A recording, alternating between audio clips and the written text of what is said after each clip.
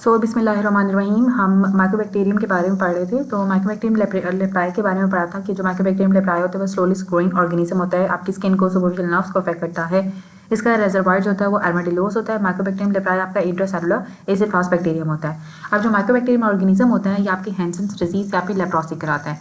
Mycobacterium leprae से हैंसेन्स disease या leprosy होती है और इसमें आपको ग्लव और स्टॉकिंग लॉस ऑफ सेंसेशन हो जाती है, कोई मोटर लॉस नहीं होता है। और लेप्रोसी की दो फॉर्म्स होती हैं, एक इसकी ट्यूबरकुलॉइड फॉर्म होती है, एक इसकी लेप्रोमेटस लेप्रोसी होती है। दो तरह की लेप्रोसी होती है, एक ट्यूबरकुलॉइड लेप्रोसी होती है, एक लेप्रोमेटस लेप्रोसी होती है।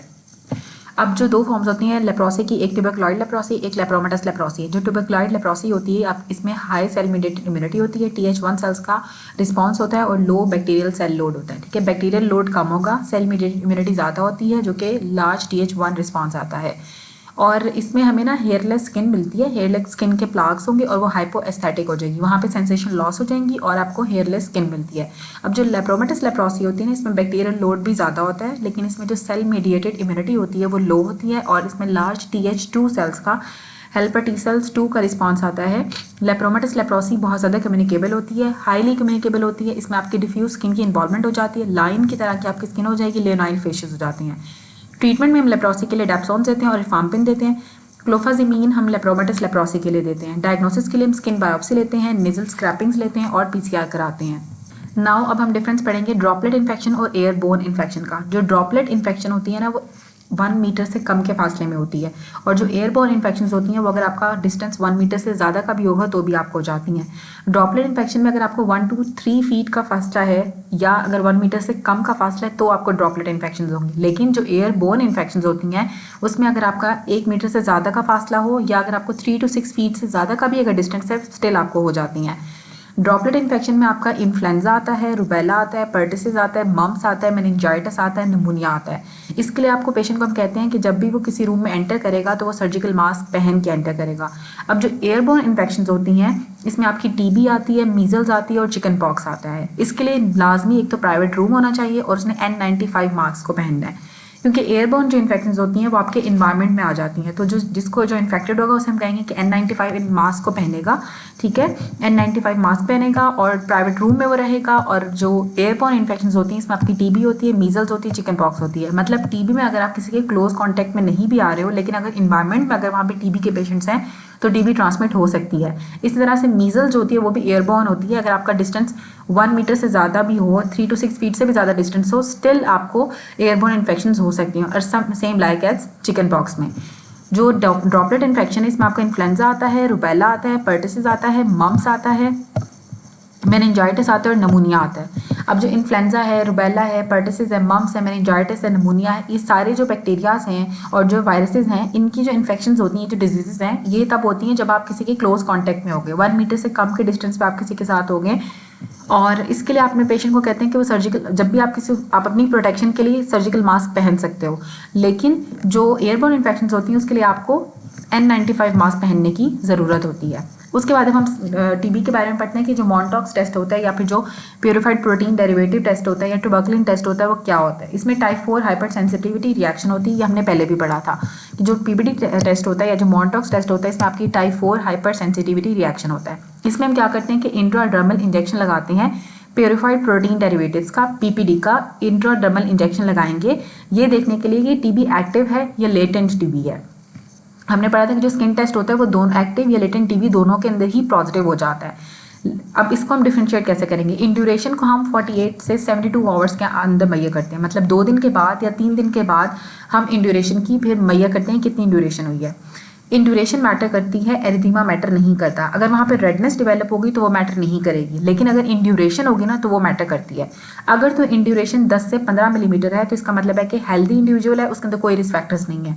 अगर तो इन ड्यूरेशन 10 मिलीमीटर की है तो इसका मतलब है कि या तो वो IV ड्रग यूजर होगा या फिर कोई हेल्थ पर्सनल होगा, कोमॉर्बिड कंडीशन हो सकती है, या फिर 4 साल से कम उम्र के बच्चों के अंदर इन ड्यूरेशन हमें 10 मिलीमीटर से कम की मिलती है। अगर तो इंड्यूरेशन आपकी सिर्फ 5 मिलीमीटर की इंड्यूरेशन मिल रही है तो या तो वो HIV पॉजिटिव है या उसकी ऑर्गन ट्रांसप्लांटेशन हुई हुई है या उसका क्लोज या डायरेक्ट कॉन्टैक्ट हुआ है TB वाले पेशेंट्स के साथ, उसको फाइब्रोटिक चेंजेस या तो होंगे उसके चेस्ट एक्सरे के ऊपर। अब जो मॉन्टॉक्स टेस्ट होता है वो फॉल्स नेगेटिव भी हो सकता है, फॉल्स पॉजिटिव भी हो सकता है। फॉल्स नेगेटिव क्या होता है? फॉल्स नेगेटिव तब होता है जब इम्यूनोसप्रेस्ड पेशेंट्स के अंदर या फिर डिसेमिनेटेड टीबी में या जिनको रीसेंट वायरल या फिर बैक्टीरियल इन्फेक्शन हुई हुई हो। ऐसे पेशेंट जिन्होंने अभी रीसेंट वायरल या बैक्टीरियल इन्फेक्शन हुई हुई है उसके लिए एंटीबायोटिक्स ले रहे होंगे तो भी फॉल्स नेगेटिव टेस्ट आ सकते हैं। इम्यूनोसप्रेस्ड पेशेंट्स के अंदर टीबी का फॉल्स नेगेटिव टेस्ट आते हैं। इवन डिसेमिनेटेड टीबी के अंदर भी फॉल्स नेगेटिव टेस्ट आ सकता है। अब जो फॉल्स पॉजिटिव टेस्ट का बात है, अगर तो किसी ने पहले से बीसीजी की टीबी की वैक्सीनेशन कराई हुई है या फिर कोई नॉन ट्यूबरकुलस माइकोबैक्टीरिया की अगर इन्फेक्शन हुई है तो भी आपका मॉन्टॉक्स पॉजिटिव हो जाता है। मॉन्टॉक्स टेस्ट फॉल्स पॉजिटिव हो जाता है अगर तो आपने प्रीवियस अगर आपने बीसीजी वैक्सीनेशन की एडमिनिस्ट्रेशन कराई हुई हो, टीबी की वैक्सीनेशन कराई हुई हो या कोई माइकोबैक्टीरिया की इन्फेक्शन तो हुई हुई है लेकिन वो नॉन ट्यूबरकुलस माइकोबैक्टीरिया है तो भी आपका मॉन्टॉक्स टेस्ट फॉल्स पॉजिटिव हो जाता है। उसके बाद आता है इंटरफेरोन गामा रिलीज एसे, इसे कहते हैं इग्रा। ये हाईली सेंसिटिव टेस्ट होता है जिससे आप रैपिडली डिटेक्ट कर लेते हो टीबी को। ये भी फॉल्स पॉजिटिव हो सकता है अगर आपकी बीसीजी की आपने अगर टीबी की वैक्सीनेशन कराई हुई होगी या बीसीजी की एडमिनिस्ट्रेशन हुई हुई होगी तो इग्रा भी आपका फॉल्सली पॉजिटिव हो सकता है। लेकिन ये हाईली सेंसिटिव होता है ट्यूबरकुलोसिस के लिए और ट्यूबरकुलोसिस के लिए और ये रैपिडली डिटेक्ट कर लेता है टीबी को। अब हम पढ़ेंगे ग्राम नेगेटिव रॉड्स के बारे में। जो ग्राम नेगेटिव रॉड्स होते हैं ना, ये आपके लैक्टोज फर्मेंटिंग बैक्टीरियाज होते हैं जो कि पिंक कॉलोनी बनाते हैं मैकनीज एगर के ऊपर। इसमें आपका इकोलाई भी आता है, एंटेरोबैक्टर आता है और क्लेब्सिएला आता है। 3 बैक्टीरियाज हैं जिसमें आपका इकोलाई है, इकोलाई है, एंटेरोबैक्टर है और क्लेब्सिएला है जो कि लैक्टोज फर्मेंटिंग बैक्टीरिया होते हैं और ये मैकनीज एगर के ऊपर पिंक कलर की कॉलोनीज बनाते हैं। अब जो इकोलाई है, एंटेरोबैक्टर है, क्लेब्सिएला है, ये सारे फास्ट फर्मेंटर्स होते हैं और जो सिट्रोबैक्टर होता है और सिरेशिया आपके स्लो फर्मेंटर्स हैं। अब फर्मेंटर्स की भी 2 टाइप्स हैं, एक फास्ट फर्मेंटर्स हैं और एक स्लो फर्मेंटर्स हैं। जो इकोलाई है, एंटेरोबैक्टर है, क्लेब्सिएला है वो फास्ट फर्मेंटर्स हैं। जो सिट्रोबैक्टर है, सिरेशिया है वो आपके स्लो फर्मेंटर्स हैं। दूसरे होते हैं आपके नॉन लैक्टोज फर्मेंटिंग, ठीक है। जो नॉन लैक्टोज फर्मेंटिंग होते हैं वो ऑक्सीडेज पॉजिटिव भी हो सकते हैं, ऑक्सीडेज नेगेटिव भी हो सकते हैं। जैसे कि सूडोमोनास जो होता है वो ऑक्सीडेज पॉजिटिव होता है। वेयर एज जो ऑक्सीडेज नेगेटिव होते हैं उनको फर्दर हम डिफरेंशिएट करते हैं हाइड्रोजन सल्फाइड की प्रोडक्शन के ऊपर जो कि टीएसआई एगर के ऊपर होती है, ठीक है। अब जो साल्मोनेला और प्रोटियस हैं वो ऑक्सीडेज नेगेटिव होते हैं लेकिन ये हाइड्रोजन सल्फाइड को प्रोड्यूस करते हैं, जबकि शिगेला और यर्सीनिया हाइड्रोजन सल्फाइड को प्रोड्यूस नहीं करते हैं। अब दोबारा हम रिपीट करते हैं कि जो 2 तरह के बैक्टीरियाज हैं पहले ग्राम नेगेटिव रॉड्स में, lactose fermenting, non lactose fermenting. जो लैक्टोज फर्मेंटिंग होते हैं उनकी पिंक कॉलोनीज बन जाती हैं मैकनी एगर के ऊपर। इसमें आपका इकोलाई आता है, एंटेरोबैक्टर आता है और क्लेब्सिएला आता है। जो इकोलाई है, एंटेरोबैक्टर है, क्लेब्सिएला है ये फास्ट फर्मेंटर्स होते हैं और जो सिट्रोबैक्टर और सिरेशिया ये स्लो फर्मेंटर्स हैं। अब दूसरे जो होते हैं वो नॉन लैक्टोज फर्मेंटिंग होते हैं जिसमें आपके वो या तो ऑक्सीडेज पॉजिटिव होंगे या ऑक्सीडेज नेगेटिव होंगे। अब जो सूडोमोनास है वो ऑक्सीडेज पॉजिटिव है। अब जो ऑक्सीडेज नेगेटिव है उनको फर्दर हमने डिवाइड किया हुआ था कि हाइड्रोजन सल्फाइड की प्रोडक्शन कर रहे हैं टीएसआई एगर के ऊपर या नहीं कर रहे हैं। अब उसमें से जो आपका साल्मोनेला और प्रोटियस है वो ऑक्सीडेज नेगेटिव तो होते ही हैं लेकिन ये हाइड्रोजन सल्फाइड की प्रोडक्शन करते हैं, जबकि शिगेला और यर्सीनिया हाइड्रोजन सल्फाइड की प्रोडक्शन नहीं करते हैं और ऑक्सीडेज नेगेटिव भी हैं। ऑक्सीडेज पॉजिटिव सिर्फ और सिर्फ इसमें सूडोमोनास है।